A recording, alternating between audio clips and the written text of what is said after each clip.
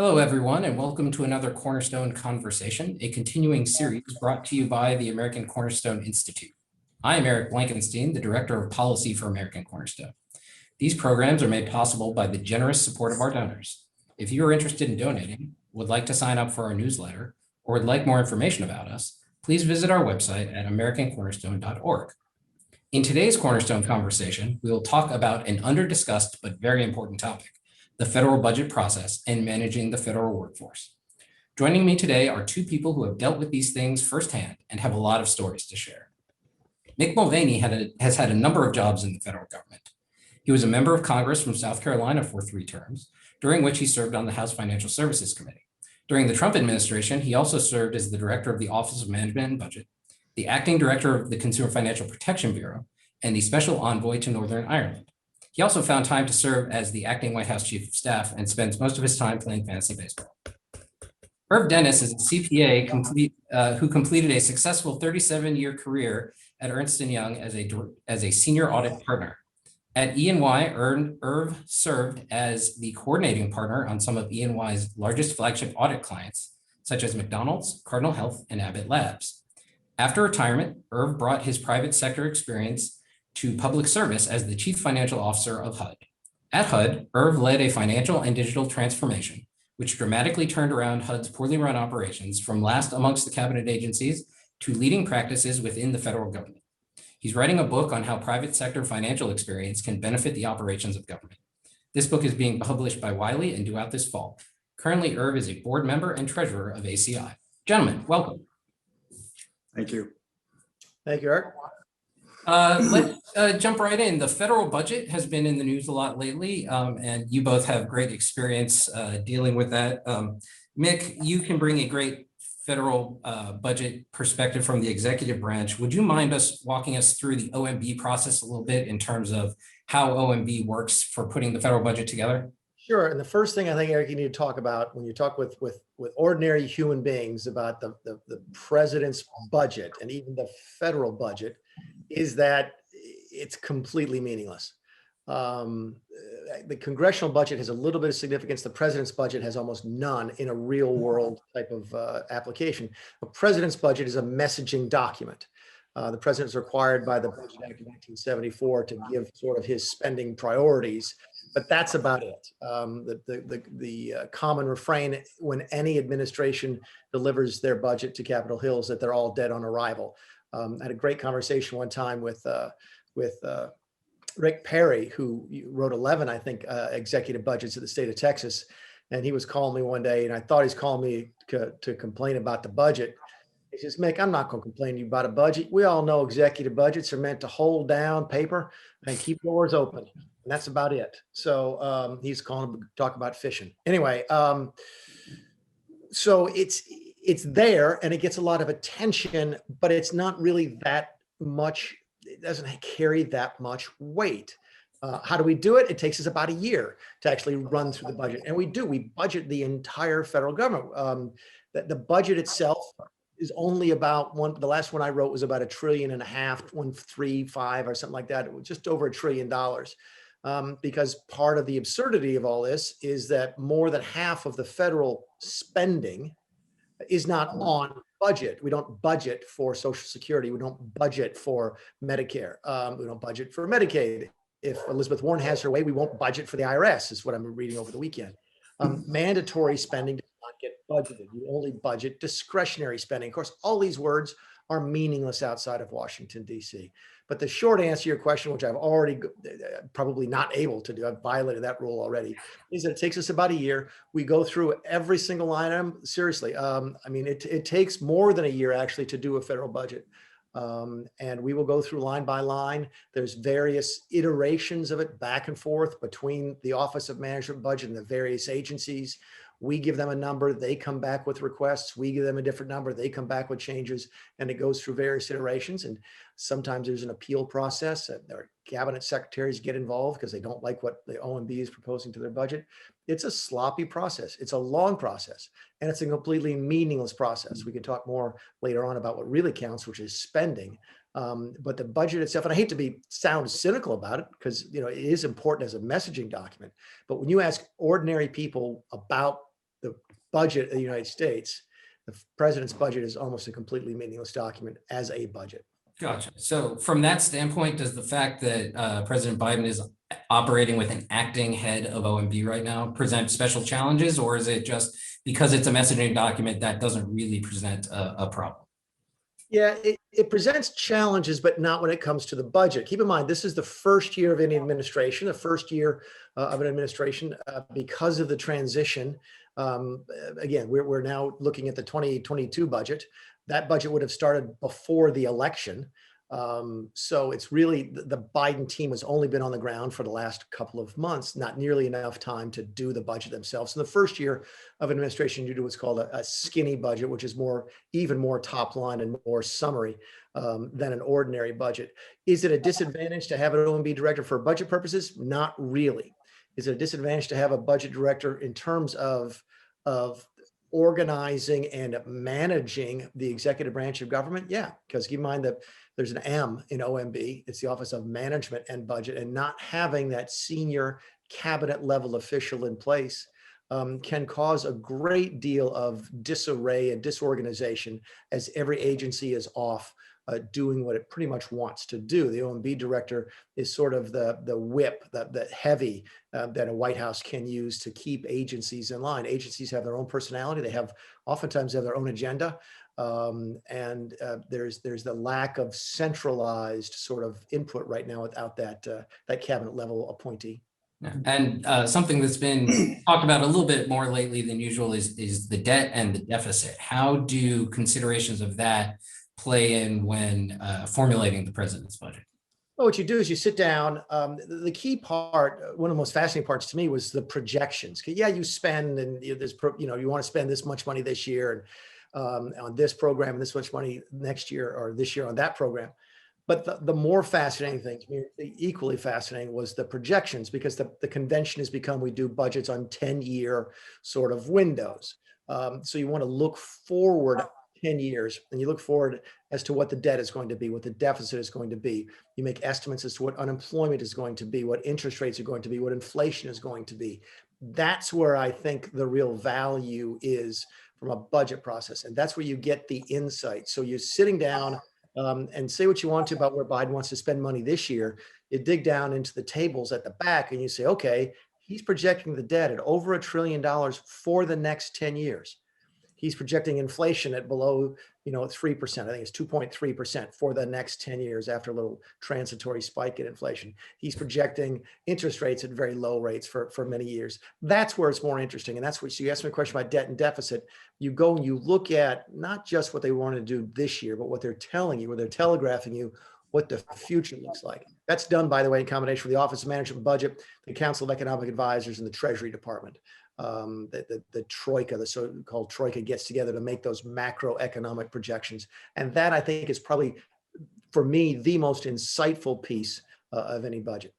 Okay. And Irv, Mick mentioned as part of the budget process, the back and forth with the agencies, and you obviously have a lot of experience at HUD kind of quarterbacking the budget process there. Would you mind walking us through a little bit about how it was organized at HUD and kind of challenges you might have faced there? Yeah, it's interesting. Mick talked about the meaningless the budget process, and I'm coming at this from 37 years of private sector experience, and as you know, I was brought into HUD to help fix some of the infrastructure on the financial side and the IT modernization. And Mick said a lot. I came to realize how meaningless the process was, but that doesn't make it any less important. And it's the time and energy and expense that goes into that process is overwhelming. And if this was the private sector, it would be completely redone in a much more efficient way. But it's not the private sector; it's how government operates. And it's as Mick said, it's over a year process. For the 2021 cycle, for example, that process starts in the springtime of 2019. So it really is an 18-month process before the beginning of a fiscal year. Budgets are never finalized by Congress or enacted before the beginning of the fiscal year, so it rolls into the next. So I always thought of the budgetary process as being a full 2-year cycle. And that's 2 years, a lot of time and energy into this meaningless process.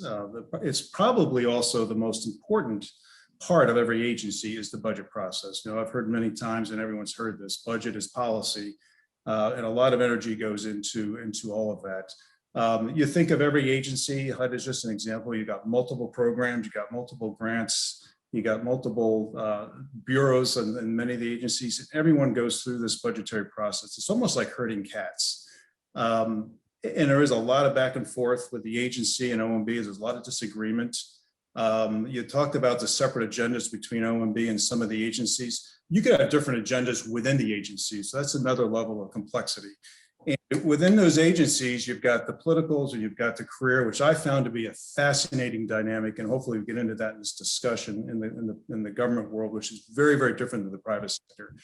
But in government, you've got the political agenda, you got the career agenda, and the career folks really know this process extraordinarily well. They know who to call, who to contact, who to pull strings to satisfy their agenda in many ways. And you got the politicals who may not know the process as well, and it gets a little bit cumbersome. Now, I think the most important thing that I tried to do at HUD was not have this angst between the political and the career. And that served it very well. I mean, you've got to be working together in coordination and collaboration within the agency at all levels, political and the career. But it is a very, very complicated process. It's long, and when Mick says it's meaningless, I came to realize that. I didn't at first, but it's a lot of expense, energy, and time consumption that goes into that meeting. Yes. Having said that, I would say to Mick, the one thing I found most fascinating, exactly what he said, is the long-term assumptions and projections and how critical they are to the forecasting of what the budget and the deficit is going to be. And a lot of brilliant thought goes into that. There's a lot of very smart minds inside of government on the policy side and at the career level as equally as at the political level, but there's a lot of brilliant minds inside of government that I think they do a pretty good job of nailing that down. The mechanics of getting it all put together through the budgetary process is just that. It's a mechanics of a little bit of gamesmanship that goes on, but the real energy and the thoughtfulness into projections and assumptions and outlook is fascinating, and I think actually handled pretty well. Mick, Irv mentioned the kind of political versus career staff dynamic. Was that something that was a concern at OMB as well, or is that really more confined to the agency That side? was more of a concern once I got over to CFPB.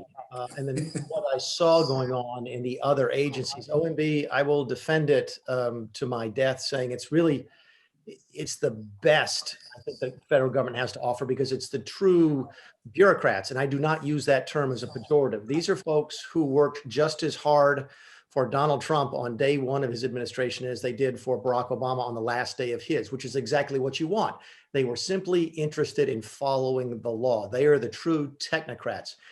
Probably the most senior folks, the highest paid folks, the most experienced folks. It self-selects for geeks. If you are a great number cruncher and you're at ag, they probably don't appreciate that. You end up migrating over the course of your career to OMB. So we really had a good group of talent. What Irv is talking about, I think is right, is that once you get outside of that little cocoon, there are folks who are at the agencies who have their own agenda, and it might line up with the president's agenda and it might not, and they don't care. I had people working with me, for me at the CFPB, who came to work every single day thinking, okay, how can I screw with Donald Trump's agenda? These are people working on our dime, on our nickel. Was it all of them? No. Was it a small minority? Yeah. 1%? I don't know. You tell me. It's a very small percentage of people, but they can do tremendous damage to the system. Keep in mind, president, despite the fact he's the chief executive officer, can't fire anybody. In fact, it's very difficult for him sometimes to put his people in charge. So you're asking a president to run a giant organization and denying him or her in the future the tools necessary to get his or her people into the positions that he or she wants. That's a tremendous impediment. I used to, joke with the president about what we do in the second term. And he's like, Mick, what should our priorities be? I'm like, Mr. President, we need civil service reform, because you can't run this government like this. Nobody can. Of course, it's not sexy. It doesn't sell. We don't. Civil service reform puts people to sleep, but it is a real threat. You're seeing it now at the IRS.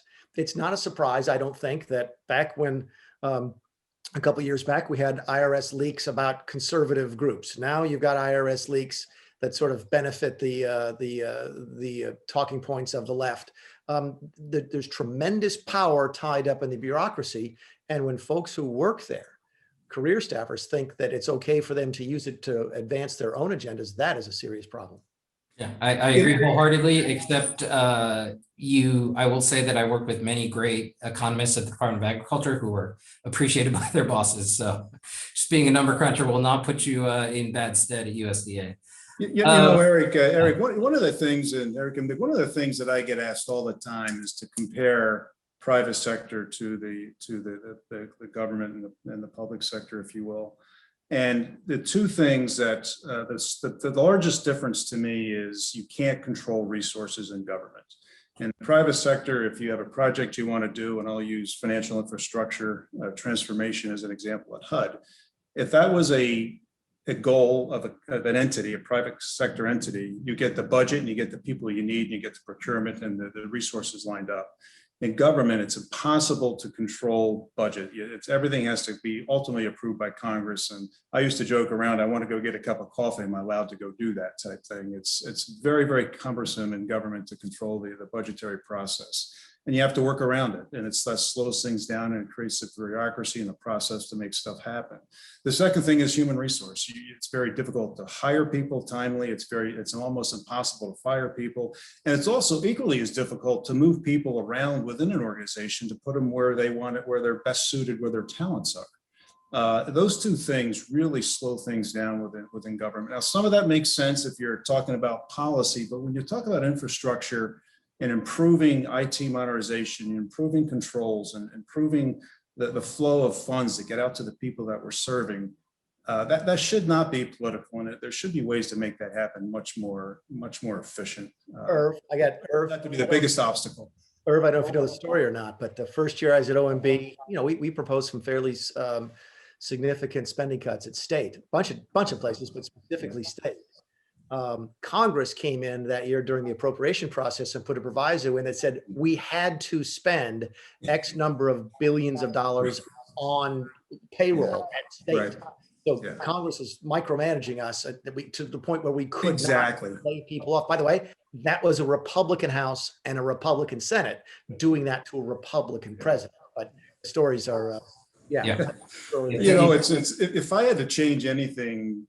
And I think President Trump had this right, try to bring some private sector experience in government to from an infrastructure standpoint. And there are very, very few business minds, business experience in Congress and even throughout government at large. And it's very difficult to have a conversation with the appropriators and appropriation staff at Congress that say, look, we need to spend $250 million to improve our controls, improve our IT modernization, and improve the way we're rolling up numbers and accounting for things, and that'll pay itself back very quickly. And and the private sector, it's an easy conversation. You do a quick analysis, the board approves it, and you're on your way.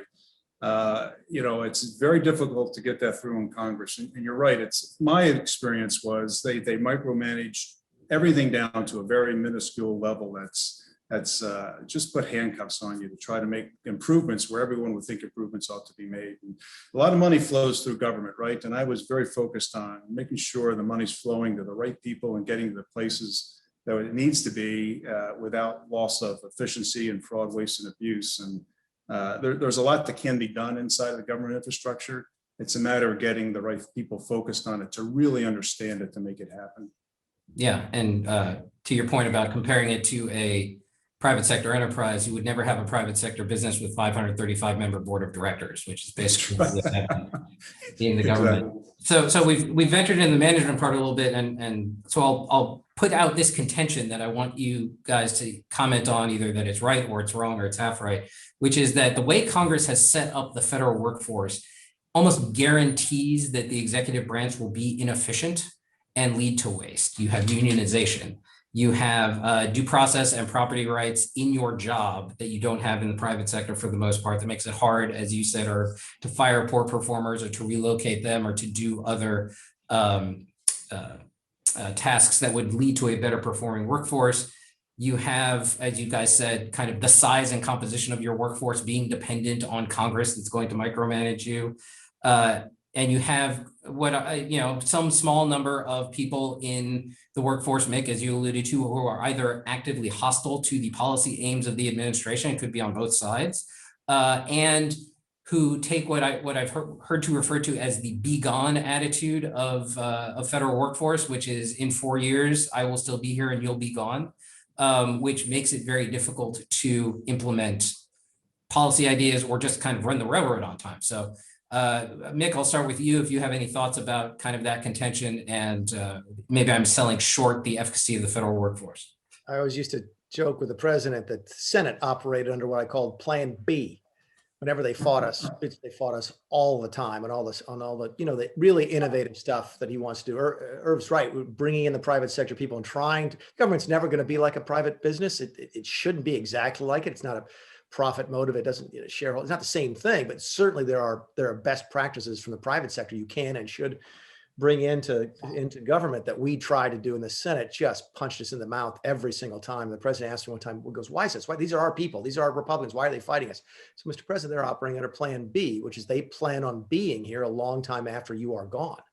And they really do feel like they run the place. Yeah, listen, the really fascinating story in Washington, D.C. is not Republicans versus Democrats. That's cool. It's interesting, gets a lot of attention, certainly gets a lot of media. The folks who've worked there understand that the real interesting sort of dynamic is in the institutional sort of tensions between the House and the Senate, between the legislative and the executive, with the judiciary sort of hang out over on the side of everything. That's fascinating to me. Is it set up to fail?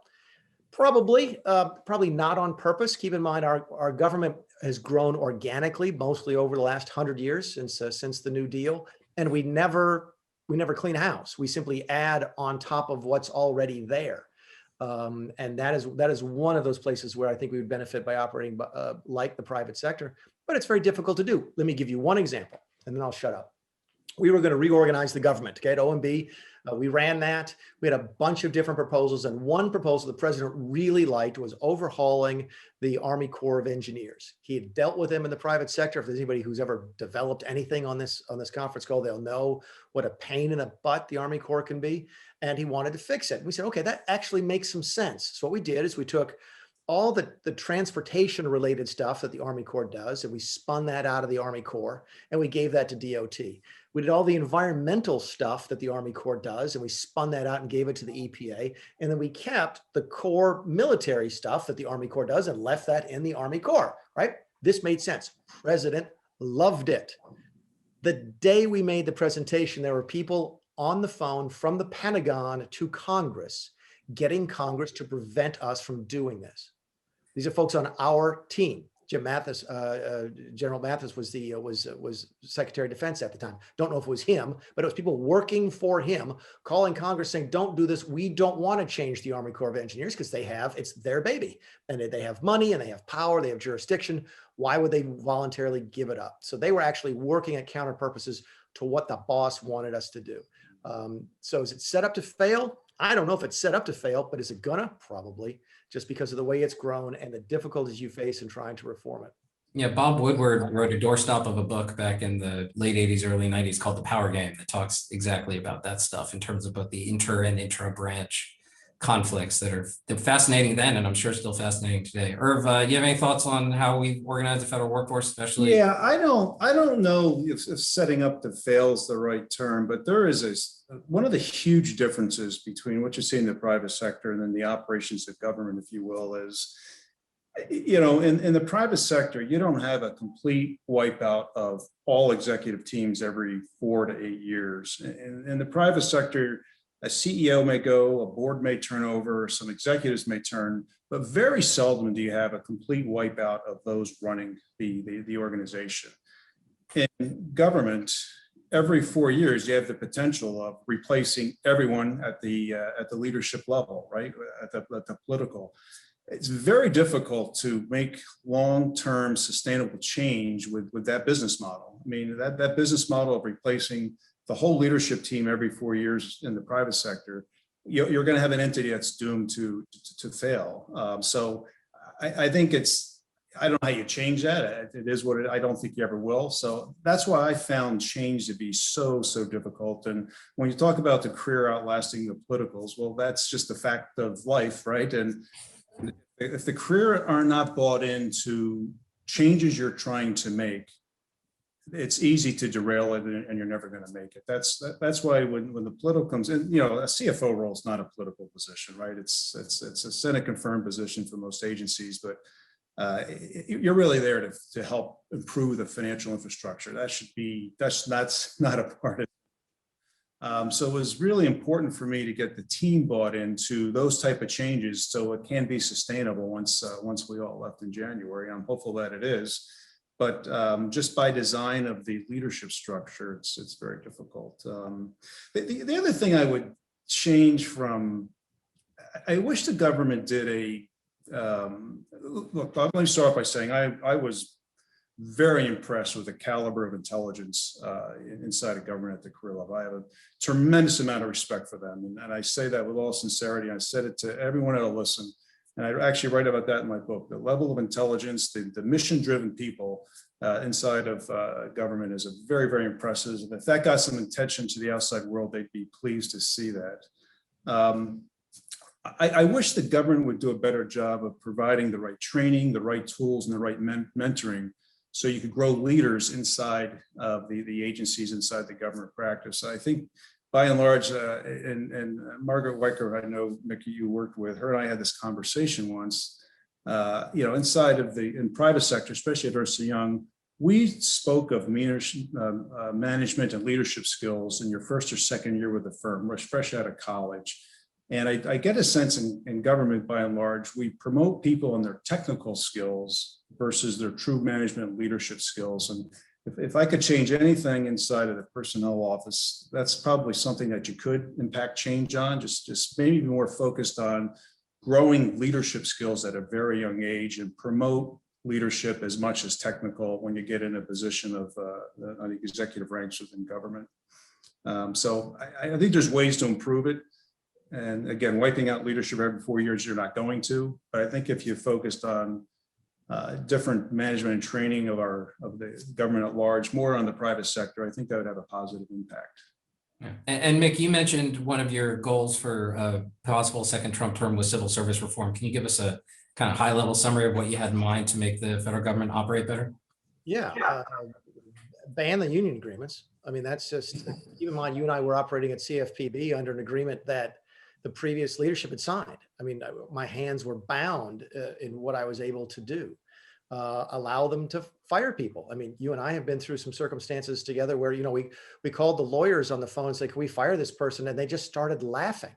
The process, Irv is right. The process, people would, I think people in the private sector would cringe if they knew what you had to go through to fire a federal worker for cause.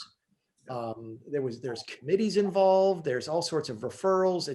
It's not an exaggeration to say it could take 6, 8, 10 months to fire somebody for cause. Yeah. And not just garden variety cause, but like gross malfeasance. Yeah, I mean, it was just outrageous. And I changed that. But the union agreements make no sense to me because the interests are aligned differently than they are in the private sector. In the private sector, you have management, you have labor, there's tension between them, and they negotiate deals. That's fine. In the public sector, you have the government and you have the workers, and the government wants to give the workers stuff and the workers want to take it. There's none of that natural tension that gets you to an equilibrium type of result. So the hiring part was frustrating as well. You heard Irv mention that. We had a bunch of good people. You know, this is a nothing burger, okay? But it's still, I couldn't get people at the White House that I wanted because they had smoked marijuana one time 2 years ago when they were in college, and it was legal in the state they were doing it in. That's stupid. So there's all sorts of things we could and should be doing to try and listen, if a president doesn't want to hire somebody because he doesn't like marijuana, that's fine. But these are the rules. It just was absurd in this day and age. So are there all sorts of things we could be doing to make it easier to manage? Yeah, it's a management nightmare. In fact, you add all of that together. The only job I think worth managing is the Speaker of the House, because the Speaker of the House is charged with managing 200 odd of his colleagues without controlling their compensation, their benefit package, their job description, their travel, any of the natural tools that you might have available to you as a manager. None of those exist when it comes to the Speaker of the House, and very few of them exist in the President of the United States. You can hire and fire, the political people. That's about it. And that's no way to run a railroad. That was a great detour into the management side of things. Let's go back to the budget. We talked about putting together the president's budget and the world's most expensive doorstop, as I've heard it referred to. And then you throw it over to Congress. So again, Mick, you were on that side of the ball as well. Would you mind giving us a very brief overview of what Congress does once it gets involved in the budgeting process? Yeah, and Herb said something that I would agree with, which is that it's not, I think I said it was a meaningless document. I don't mean to say it's entirely meaningless. It's meaningless as a spending control thing. It is meaningless as a budget. When you and I set a budget for our households, that's how much money we're going to spend this year. That is not what the president's budget is. By the way, it's also not what the congressional budget is. Congress can pass its budget and then ignore it, and often does. That process is just as inane and arcane. You get together and there's the House passes a budget. It's a House resolution, then it goes to the Senate. They're supposed to pass their own resolution and things are reconciled. But if you don't, there's no penalty. In fact, I'm pretty sure there's no budget this year. In fact, I'm pretty sure there was no budget last year. They may have done a quick budget in order to get reconciliation passed. But I don't think the Democrats have passed a budget since 2009 or 2010 when they were in charge of either chamber. So you don't really need a budget. We spend. That's what we do. The only thing that matters at the end of the day when it comes to spending are the appropriations bills. And the four of us could get together and unanimously say, we are going to do a budget to spend $100 next year. And then we go and put our appropriators hats on, we can spend $200 and it doesn't make a difference. We'll spend that $200.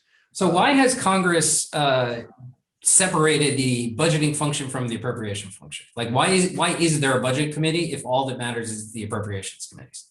It goes back to Nixon. It's actually the root of it goes back to what's called impoundment. The 1974 Act is actually the Budget Control and Impoundment Act of 1974. So there's a lot of history here with Watergate that probably would bore people to tears. The answer to your question, though, is that it's that institutional infighting.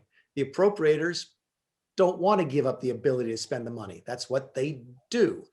They are not about to give a new committee, a junior committee, the budget committee, which has only been around for 40 years, the ability to actually take power away from them. So they allow us, I'll never forget, I'm in there one year, first year I'm on the budget committee in the House. We get down to the last day, we're voting on the budget, the final thing, we're going to vote the budget out. Paul Ryan is the chairman, and this guy shows up. And, he's in his probably early 70s. I don't know who this guy is. Well, it turns out he's a member of Congress, hasn't been to a single meeting the entire time. Okay. He asked one question. He goes, yeah, how hard is it going to be for us to do the emergency expenditures to get around these caps? And we answered the question. He got up and left. That's all he cared about. That was it. He didn't care what we were, little games we were playing on, were we going to reduce spending on Medicare that Paul Ryan was pushing so hard? Didn't care about tax reform. He cared about spending the dough. I was walking across one morning to work in the tunnels, and one of these old bulls, the appropriators guys, been there since before I was born, says, "Oh, you budget hawks, man, I love you budget hawks. You every now and then y'all get hot. It's cool. It's so much fun to watch. I remember when y'all were here with David Stockman and Reagan, and then y'all left, and you came back again with Newt, and then you left, and now you're here again, and y'all gonna be gone, and I'm gonna still gonna be here. By the way, he's still there." So the appropriators, it's all about the appropriations in Congress. As the budget is a nice little exercise. It does serve value, but that value again is messaging, not spending. Okay. So I know both of you have participated in budget hearings. So to your point, Mick, about the kind of fact that the appropriations and the spending is the important thing and not the budget thing, walk me through kind of both the practice and utility of budget hearings. And maybe we can start with Herb, as he's been on that side as well.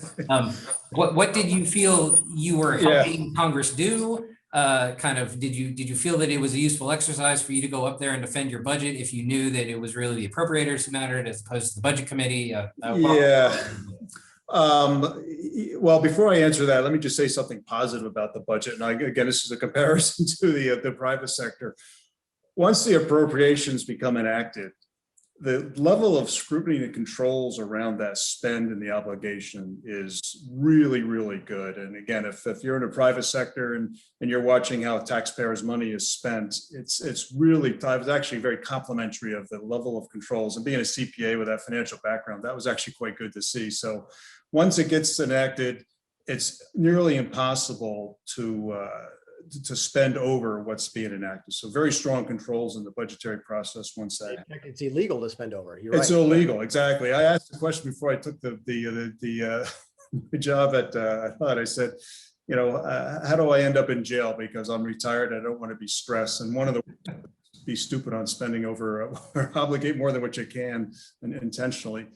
So people know that there is some positive once everything does get enacted. There's strong controls around it. Now, once it leaves government, gets into the grantees, there's controls and stuff that we can all think about there that maybe we need to stay focused on, but at least as it runs through the Treasury. The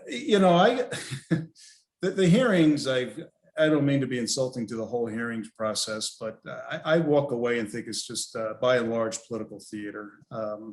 It's you've got the one side trying to embarrass the other side, and there's a lot of energy that goes into the budgetary hearings. And again, similar to putting the budget together that we talked about, part of that 2-year process is getting ready for budget hearings, the murder boards, the amount of energy, thinking of every question that they could ask and coming up with answers that are documented, practiced within the agency by mock hearings, if you will. But I got to say that of all the ones that I saw and helped prepare for, I don't know that was a good use of time. It's just a way for Congress to express their views one way or the other. And I don't know who pays attention to them outside the Beltway, quite frankly. And I'm sure there'll be niches that do. But again, that was another area where I would rather have spent time focused on process improvement within the agency versus political theater. And there's a lot of time that gets practiced and put together on those hearings. So I don't mean to be insulting to Congress, and I'm sure that serves a purpose, but again, just a layman's view of it didn't seem like a lot of good value add. Now, we might want to edit that out of this section. I don't know. No, can't edit out honest commentary. I probably insulted Congress a lot more than you did, Herb. Don't worry about it. And Mick, having been on both sides of the table there, do you have any thoughts or insights into kind of budget hearings and the congressional budgetary process? Or right. It is very rare that it actually leads to a meaningful intellectual conversation about the budget. It is most, by the way, that describes most congressional hearings these days. Congressional hearings these days are mostly designed to give the members their YouTube moments to try and get their stuff for their social media and so forth. Anytime you paint with a broad brush like that, you're going to, overgeneralize. And there are certainly people there on both sides of the aisle who are interested in asking and do ask good questions.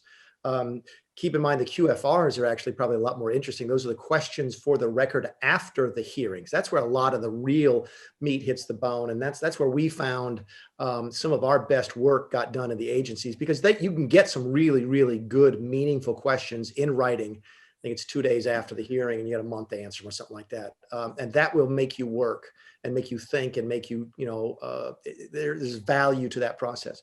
There's also value to the process in terms of whether or not administration can keep its message straight. One of the biggest challenges I remember having is keeping the cabinet secretaries, from saying, I don't really like this part of the budget. Josh Bolton, who was my predecessor at both OMB and at the chief's office, tells a story, and I cannot remember who was the OMB director at the time, when he got the call from the chief of staff and says, get your ass down to the Hill right now. And he said, why? He said, because so-and-so secretaries wandered off the reservation. And the OMB director walked into the hearing room, asked the cabinet secretary to get up, kicked him out, and took over the hearing. That's the type of discipline you're looking for as an administration. You don't want to send the message to the other party, to the country, that you're not all on the same page. And that's a challenge. It really is. Because Irv's right. There's different agendas between agencies, and certainly different agendas even within agencies. And it's hard to manage that. And if you can do a really, really good budget cycle Because keep in mind, the budget director will go down and present to the budget committee, which is sort of what Shalonda did 2 weeks ago on an acting basis. But then now over the course of the next couple of weeks, all the cabinet secretaries will have to go to their authorizing committees as well and defend their budget. That is a really good practice as an administration to make sure you understand where the president is, you understand how to get your message across, you understand where the priorities are. And if you can do it well, it can serve the administration very well in the long term. Do you guys have any ideas for how to make it better? Any reform ideas? Or we can start with you. From your standpoint, what could we do to make it better? Are there any silver bullets? Like, do this one thing and it will have 75%, get me 75% of the way where I want to go. And importantly, if there are no silver bullets, is this something that can be affected through incremental change, or kind of do we just have to tear the whole edifice down and start from scratch if we want it to be good, or are we just going to be stuck with this bad process for forever? Well, I'll answer that on more of a micro basis than a macro. I don't think you're going to be able to just do an overall change. It'll be incremental, and incremental is even hard.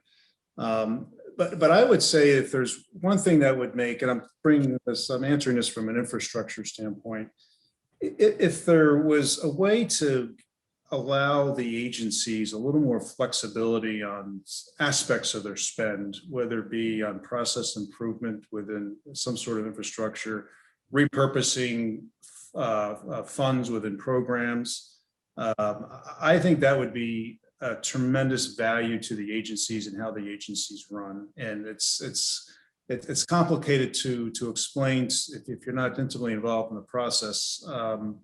But just how you spend money on simple things within managing the business is micromanaged by Congress. If there was a way to relax that, I think agencies would run a lot smoother. We were trying to implement something called the Working Capital Fund, and if we have 7 different programs within an agency, 7 different programs have seven different budgets for buying computers. So you've got 7 different programs buying computers for their program within the agency. So we try to push for working capital funds. Just have the working capital funds buy the computers for all the agencies. It would be much more efficient. Instead of having 7 people doing one thing, you'd have one person doing it for all of the agencies. So it's kind of a very macro or micro answer to the question, but that could be done pretty easily if Congress would understand the efficiencies that would create within the agencies and just running the agencies. Now, the program funds is something different. I do like the idea if they would allow an agency to make a decision on repurposing without going through this complex maze of approval process, which could take months. There's 2 things that I think could be done pretty easily and help agencies. When you say repurposing, what do you mean? A lot of our viewers might So know. if you have program A is allocated $1 billion and you're only going to spend 800,000, take the other 200,000 and put it in a program B or C. That's not really, I mean, you're able to do it, but it's a long, complex process. It gets political if both sides have to agree on it. OMB has to agree on it. It's kind of like a 4-way approval process. Agency, OMB, and then both sides of Congress. So it's very seldom happens, but that creates a lot of inefficiencies in trying to get that question asked and get it repurposed. And it doesn't have to be, full repurpose, but just put some guardrails around it. So there's controls, but I just think that would make the agencies run a lot smoother. It also help the people that we serve. I mean, if we're not spending all the money in one program, but it's going to benefit another program when we need more funds, that's helping the people that we're serving. So that would be a fix that I wouldn't mind seeing. Okay, Mick, your thoughts on how to make this better? Yeah, I'll go more macro. I think those are really good micro suggestions. We tried some of those, by the way. The capital acquisition, for example, is just a disaster. You still have some federal agencies using 8-inch floppy disks. Exactly. Yeah. Isn't that federal agency responsible for securing our nuclear weapons too? No comment on that. So macro, what would the macro be? Make them do it. Make them do a budget. Because and then make it a meaningful document from a spending standpoint. So make them pass a budget with some penalty if they do not. And then make it really, really hard to bust those caps. So once everybody agrees we're going to spend $100 this year, you got to have a really good excuse and maybe a super majority to bust that cap. Because right now you don't have to have that. The budget's just a resolution and it gets trumped by a bill anyway. So they can completely ignore it, often do, even if they pass one. So the budget process, if done properly, has value, not just from messaging, but from spending. But right now, the budget is not a spending document, and it should be. I'd also like to see each authorizing committee responsible for its own spending, and not have one appropriations committee, but give the Foreign Affairs Committee the control over the foreign affairs appropriations, to diffuse that authority on spending down to the committees that actually spend some time on it. That's more of an appropriations reform than it's a budget reform, because we're talking about the way the government spends money. Personally, I would allow impoundment, to allow a president to simply go in and say, X, I don't want to spend this. This is not, Congress comes in and says, you have to spend money. You have to give money to Japan this year. Okay. And he says, look, that's foreign policy. This mine. I'm not doing that this year. I think you should give a president the ability to do things like that. None of that is ever going to happen. When you say none of it's ever going to happen, because there's no political will for it to happen? Well, it's a zero-sum game to a certain extent. There are losers. I mean, the Congress will not cede authority to the executive branch, and one committee will not give up authority to another within the legislative branch itself. So no, inertia is a very, very powerful thing. It would take a huge lift to get even the smallest reforms through Washington, D.C. On that happy note, this has been a great conversation, and thanks so much for joining us. Mick, do you have any final thoughts? No, thanks for doing it. Listen, I don't mean to be too cynical, but this is what I've seen from the inside. It's one of the reasons I'm glad I'm out of Washington, D.C.